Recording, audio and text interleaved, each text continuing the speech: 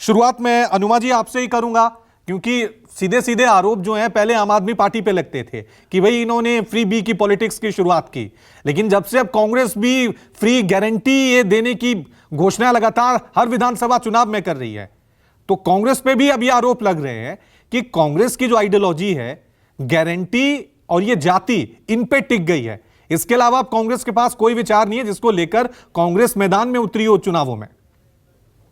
यहाँ रवि जी, कांग्रेस इस देश में विचारों के जन्मने की माता है, क्योंकि कांग्रेस से ही शुरुआत हुई थी। और जो कांग्रेस ने समावेशी राजनीति की शुरुआत की, सह अस्तित्व के साथ राजनीति की शुरुआत की, और उसी के साथ अब आप देखते हैं कि जब हम देश की जीडीपी के बढ़ने की बात करते हैं कि हम 5वें नंबर पे हैं, वहीं हम 128वें नंबर पे होते हैं कि जिसमें प्रति व्यक्ति आय का डिफरेंस आपको दिख जाता है।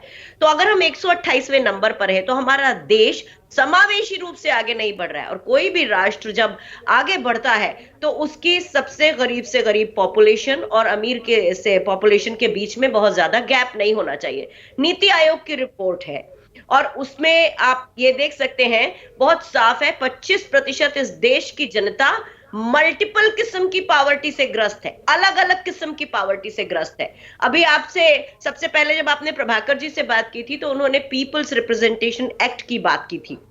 उसके हिसाब से अपने मैनिफेस्टो में डालकर योजनाएं हम ला सकते हैं।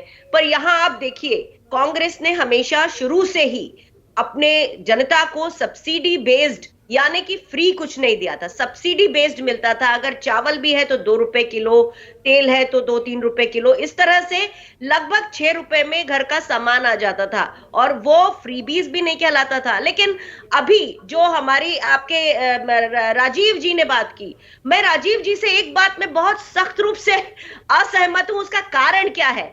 पहले तो मूलभूत चीजें, रोटी, कपड़ा और मकान चाहिए शिक्षा के लिए, तो तभी जाएगा ना बच्चा। तो कांग्रेस की सरकारों को देखिए, हमने प्राइमरी स्कूल एजुकेशन के लिए, मिडिल के लिए, हायर सेकेंडरी के लिए और कॉलेज जाने के लिए हमने उसके लिए भी स्कॉलरशिप की प्रोविजन किया है। वो बहुत जरूरी है। जैसे right to food, right to health, right to accommodation, ये सब कांग्रेस के समय की, यूपीए के समय की स्कीम्स हैं। अगर आप ये कहते हैं कि ये फ्रीबीज है, तो ये भी याद रखिए कि ये आउटपुट बेस्ड है। कांग्रेस के समय में ये आउटपुट बेस्ड है, क्योंकि छत्तीसगढ़ में बेरोजगारी सबसे कम है। कारण क्या है? हमने खेती को एक फायदे का व्यापार धंधा बनाया, खेती को एक बहुत फायदे का काम बनाया, रोजगार बनाया। तो जब लोगों को वहां प्रॉफिट मिल रहा है तो लोग बेरोजगार नहीं है वहां। तो आउटपुट बेस्ड होना जरूरी है। जबकि भारतीय जनता पार्टी की मध्य प्रदेश में 18 साल की सरकार है, कहीं कोई आउटपुट नहीं। आउटपुट क्या है कि दिग्विजय सिंह जी के समय में 25,000 करोड़ का लोन था, जो कि पूरे बजट का 1/5 था।